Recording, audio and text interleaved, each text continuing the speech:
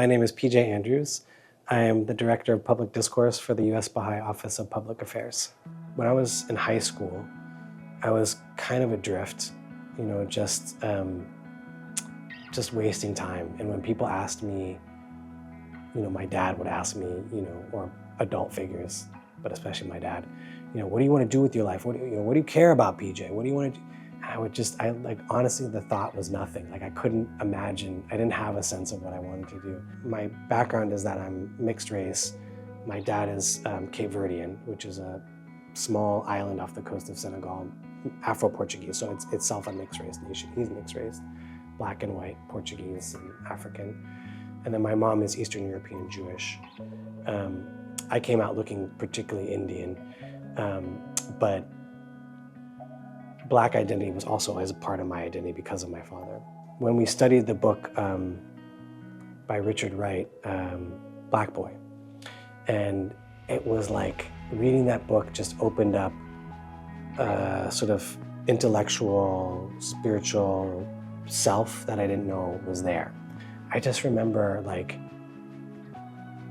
going to those classrooms and working with the younger generation about something that really felt important for humanity was such a profound, it gave me a sense of purpose and direction. And then, years later when I became a Baha'i, I was raised in a Baha'i family, but I didn't really embrace the faith. And in the Baha'i teachings, it's really not something you're born into per se. It's something that really, your relationship with God, your relationship with the Baha'i faith, with the messenger that brought the Baha'i faith, Baha'u'llah, is really your own. There's an idea in the Baha'i faith called, it's an idea that exists in the world too, but it's specifically described in the teaching of the faith, which is unity and diversity. And I think that to me, that's the essence of pluralism, is that we are learning how to be one people in a way that does not eliminate or erase our uniqueness. A basic premise is that we need not only to advance materially, which I think this country has and world has advanced in many ways materially, but that we also need an advancement in spirituality and our spiritual qualities, our ability to reflect these attributes in our lives. These training programs are, like I said, educational in nature, and they go from the age of 5 to 93, to adulthood. All of these programs, I should say, are global. They're happening all over the world, but they're implemented locally. And the Training Institute helps adults and young youth and adults become children's class teachers, become animators, and really think about how do you develop a culture of having meaningful conversations in your community, especially through visits to homes, visiting people in their homes and sort of knitting together the fabric of community life. And these programs really think about the core of your identity, which is your spirit. I think so much of America right now struggles from a sense of that my voice matters, that my contribution is not only tolerated, but is actually valued and needed.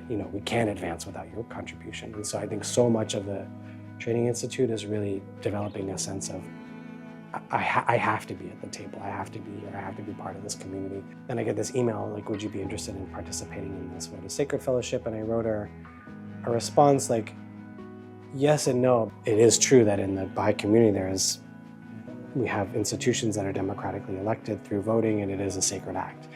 So we do believe that the vote is sacred. But I said I had this idea, which is that we've been thinking a lot about the question of participation, the question of the community as a protagonist, the question of how do you enable more and more people to contribute to constructive social change at the local level? And I was like, to me, that is the essence of democracy. And we've been working closely with Weave, the Social Fabric Project at Aspen, and they just came out with a social trust map a couple months ago. We've been wanting to do a program with them. Would it be possible for me to use this fellowship as an opportunity to do a program with Weave? And they said, great. Just one person coming to mind is Scott Rasmussen, who coordinated the fellowship, but I thought he did just such a wonderful job of really trying to create time and space outside of the fellowship to just be with the fellows. And he and I got lunch, just a couple blocks from this office building. and just had such a deep conversation. I think we just both left so energized. And then he told me why he was in DC. It was for another conference, and I was like, oh, I want to go to that conference. He was like, you should come.